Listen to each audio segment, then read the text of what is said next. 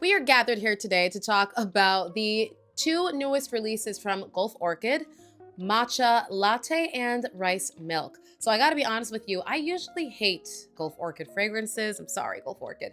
I just feel like whenever I compare their dupes to other dupes of the same fragrance, like if they both make a dupe by a specific Kylie fragrance, I feel like the Latafa or the Armaf or the Paris Corner one tends to perform better in terms of the depth, the complexity of the notes, as well as the longevity and projection. So it's kind of just developed a bad reputation with me of not really giving me great fragrances that are to my standard. But I saw these two fragrances and I was intrigued, and so I bought them, and we're gonna talk about them today. First of all, I love the packaging. Old school, classy, kind of like Gatsby flapper vibe, which I am so here for.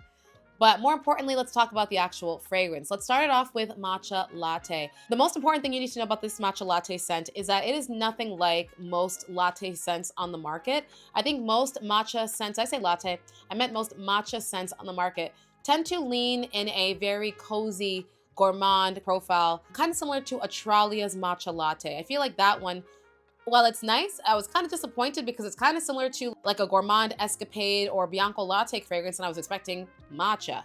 This is definitely giving you more of a fresh matcha. If you've smelled Fleur's matcha milk, for example, I would say it's closer to that than it is most of the other cozy warm gourmand matcha scents out there. Initially, when I sprayed it in the first day or so, I thought that the matcha opening was a bit too harsh for my liking because it came out very, very alcohol-y, but I let it rest and it's really toned down. It's still very fresh, don't get me wrong, but it doesn't like burn my nostril hairs like it did in that first day. What's interesting about matcha latte is that yes, it opens up very fresh. Once this starts to dry down, that's when this turns into a straight up latte on your skin. It's really nice, very nutty, cozy, toasty, delicious. So it's like spring fresh opening into cozy, gourmand, cashmere sweater kind of vibe in a bottle. So notes for matcha latte. This is gonna open up with almond milk and matcha tea. In the heart, you get milk cream, green tea, and tonka. And the base is sandalwood, vanilla, and musk. Really, really gorgeous scent. Definitely appropriate for the springtime. Even when it transitions into the warmer gourmand profile, it's not too much to turn it into, again, the Matcha Latte by Atralia. It still stays in a fresher, tolerable, milky, nutty kind of profile that is so well suited for spring. Now let's talk about rice milk. So I don't have too many rice fragrances, so I don't have too much to compare this to. And maybe that's a good thing because it's allowing me to appreciate this just as it is.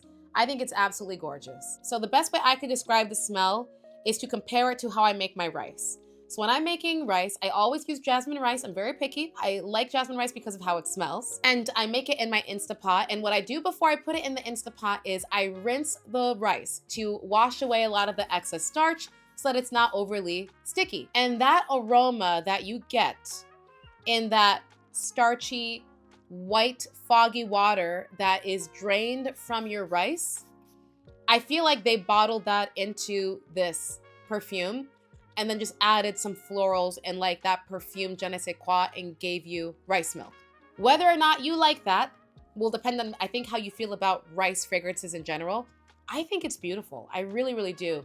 It's definitely a floral rice fragrance. Like if you don't like florals, then this is gonna be too florally for you because it's definitely very floral as well. But it has like a creaminess to it, a freshness to it, of course, a milky lactonicness to it, but it also still has this sparkly, prominent floral notes that make it very elegant and lovely. I feel like if I were to go to Japan or China and I'm walking through an alley street where maybe there are vendors that are making rice, and there's a group of women who are rich and a little bit bougie, and they're all made up and they're wearing these beautiful like silk gowns and they've got their perfumes on. Their perfumes and lotions and their overall vibe mixed with the air of the rice cooking kind of seems like what this would smell like. Now, in terms of the dry down, I do feel like I get more of the rice in this fragrance in the opening for whatever reason.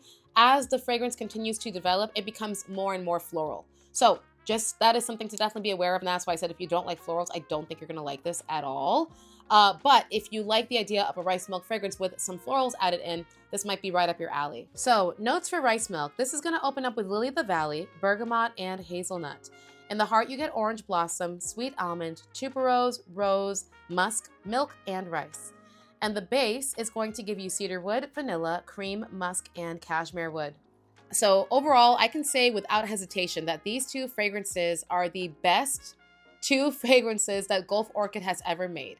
These two are making me a believer again in the brand. They're making me a bit more open-minded to see what else they may have to offer because it's really good. They're long-lasting, they project well, they're unique. From what I can tell, I can't see that they're inspired by anything. I tried very hard to search and figure out what is this a dupe of, and I can't find anything. I could be wrong about that. If I am, please feel free to share it down below.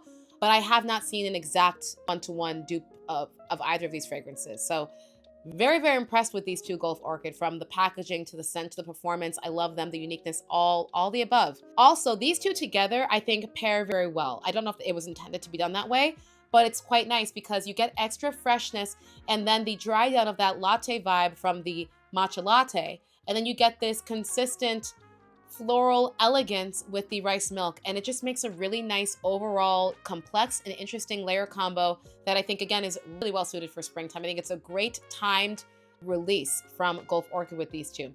So big fan. Let me know, guys, if you are planning on trying out either of these scents and what are some of your favorite Gulf Orchid scents that maybe I need to try to revisit.